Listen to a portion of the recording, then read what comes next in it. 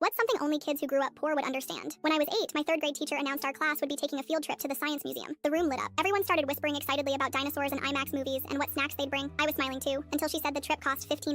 That night, I watched my mom stand at the kitchen counter, counting out grocery money in piles of singles and coins. She looked tired. Her jaw was tight like it got when bills came in. I stood there, silently holding my permission slip. "Mom, I need $15 for the field trip," I finally said. She didn't answer right away, just stared at the paper, blinking slowly. Then she sighed and said, "I'll figure something out." The next morning, I found an envelope with my name on it inside my backpack. It was fat and heavy. Inside was exactly $15. Quarters, dimes, nickels, a couple of pennies taped to a sticky note to keep them from falling out. No bills. I didn't understand at the time, but years later, I realized she'd emptied the change jar she kept in the back of her closet, the one labeled emergencies. At school, when I handed the coins to my teacher, a few kids saw, "Did you rob a vending machine?" One of them laughed. Another whispered, "You know money doesn't have to be dirty, right?" I didn't say anything, just stood there while my face burned hot. I remember trying to hold the envelope low, hoping no one else would notice. That weekend, my mom made boxed mac and cheese for dinner, but she didn't eat any. She told me she wasn't hungry, just tired. I believed her until I opened the fridge later that night and saw nothing inside except a carton of eggs and half a bottle of ketchup. The field trip was great. I still remember standing under the life-size T-Rex skeleton and thinking it was the coolest thing I'd ever seen. But even at 8, part of me knew the price of that day. Years later, I became a teacher. Different school, different kids, but the same field trip, same $15. One day, I passed out permission slips and noticed one of my students, a quiet girl named Alina, staring down at hers like it had insulted her. She didn't say anything, just folded it neatly and slid it into her folder. 2 days later, her mom dropped off an envelope filled with coins, mostly nickels. The envelope was hand-decorated with stickers, a little heart in the corner. When I opened it later, I saw $15 in exact change, plus a note in shaky handwriting that read, "Thank you for letting her go." I recognized the look in her mother's eyes when she handed it to me, that mix of pride and worry. I recognized the silence in Alina's posture, the way she avoided eye contact during lunch that day. It was like looking into a mirror I didn't know I'd left behind. That afternoon, I went out and bought a mason jar and a label maker. I wrote Field Trip Fund and stuck it on the front. I dropped in $100 of my own cash and set it on the corner of my desk. Quietly, I mentioned during morning announcements that if anyone ever needed help with trip fees, they could take what they needed from the jar. No questions, no names.